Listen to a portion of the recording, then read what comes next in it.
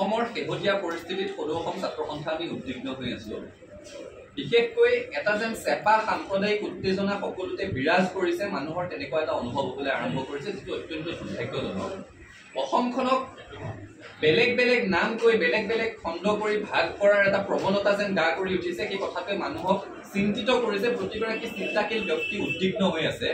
আৰু তাৰ মাজতে কালিৰ পৰা এটা বিষয়ৰ ব্যাপক চৰ্চা চলি আছে যে নগাঁৱৰ পৰা মাছ অসমৰ উজনি ভাগলৈ, যদিও আমি ছাত্ৰ সন্থাই উজনি নামনি মধ্য এই শব্দবোৰ কৈ ভাল নাপাওঁ, তথাপিতো নগাঁও মীন পালক সন্থাই ঘোষণা কৰিছে যে উজনি অসমলৈ তেওঁলোকে মাছ নপঠিয়ায়।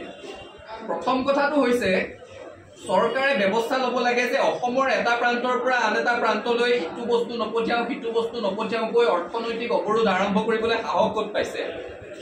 তাৰ পৃষ্ঠপোষকতাত এনেকুৱা কথা ঘোষণা কৰিবলৈ পৰা হৈছে।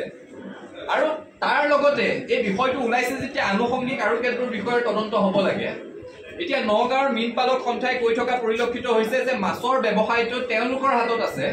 সেইবুলি কৈ তেওঁলোকে স্পষ্টভাৱে কৈছে যে বংগমূলীয় মুছলমান মানুহৰ হাতত আছে মাছৰ গোটেই ব্যৱসায়টো, আৰু তেওঁলোকে ইচ্ছা কৰিলে অসমত মাছৰ আমদানি ৰপ্তানি বন্ধ কৰি দিব পাৰো বুলি কৈছে, হুংকাৰ দিছে। আৰু এই সাম্প্ৰদায়িক শব্দটো তেওঁলোকৰ মুখৰ পৰাই আহিছে যে এটা বিশেষ সম্প্ৰদায়ৰ হাতত মাছৰ ব্যৱসায়টো আছে বুলি। চৰকাৰে এতিয়া তদন্ত কৰিব লাগে যে তেওঁলোকে কি ধৰণেৰে অসমৰ খিলঞ্জীয়া মৎস্য ব্যৱসায়ীয়ে 150 টকা কেজিত বেচিব নোৱাৰা মাছটো তেওঁলোকে কি যাদুদণ্ড পাই আছে যে 100 টকাত বেচিব পাৰি আছে। সমগ্ৰ অসমতে গহপুৰত যায়, যোৰহাটত যায়, শিৱসাগৰত যায়, নগাঁৱৰ পৰা যে মাছ যায়, আৰু সেই অঞ্চলৰ থলুৱা ব্যৱসায়ীয়ে যে নিজৰ পকেটৰ টকা ভৰি মাছ বিক্ৰী কৰিব লগা হয়, য'ত 150 টকা 170 টকা কেজিত মাছ বেচিলেও তেওঁলোকৰ লাভ নহয়, সেই মাছখিনি 100 টকা 120 টকা কেজিত নগাঁৱৰ পৰা গাড়ী লৈ গৈ কি ধৰণেৰে বেচি থাকিব পাৰিছে, কি যাদুদণ্ড পাই আছে, সেই বিষয়সমূহৰ আচলতে তদন্ত হ'ব লাগে। আমাৰ থলুৱা মৎস্য ব্যৱসায়ীয়ে বছৰটোত কেইবাৰ মাছ বিক্ৰী কৰিব পাৰে পৰিকল্পিতভাৱে মাছৰ খেতি কৰা সকলেও।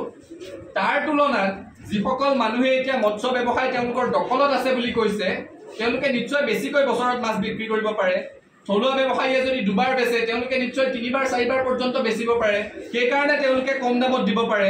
আৰু 3বাৰ 4বাৰ পৰ্যন্ত বেচিবলৈ যাওঁতে মাছসমূহ সোনকালে ডাঙৰ হৈ বজাৰত এৰি দিবৰ কাৰণে কি বৰ বিষ খুৱাই আছে, ইউৰিয়াকে ধৰি কেনেকুৱা ধৰণৰ কীটনাশক সাৰ ব্যৱহাৰ কৰি আছে, সেই কথাসমূহৰ উচিত তদন্ত হ'ব লাগে। আৰু এই ধৰণেৰে অসমৰ এটা প্ৰান্তৰ পৰা আন এটা প্ৰান্তলৈ ব্যৱসায় বাণিজ্যত বাধা দিবলৈ চেষ্টা কৰা, অৰ্থনৈতিক অৱৰোধ ঘোষণা কৰা ব্যক্তিৰ ওপৰত আইনগত বিধিগত ব্যৱস্থা ল'বৰ কাৰণে চৰকাৰক দাবী জনাইছো। আৰু কোনো কাৰণতে অসমক খণ্ড খণ্ডকে ভাগ কৰিব বিচৰা, সম্প্ৰদায় ধৰ্মৰ নামত ভাগ কৰিব বিচৰা এই প্ৰৱণতাক যাতে উৎসাহ নিদিয়ে তাৰ কাৰণে চৰকাৰক সকীয়াই দিছো।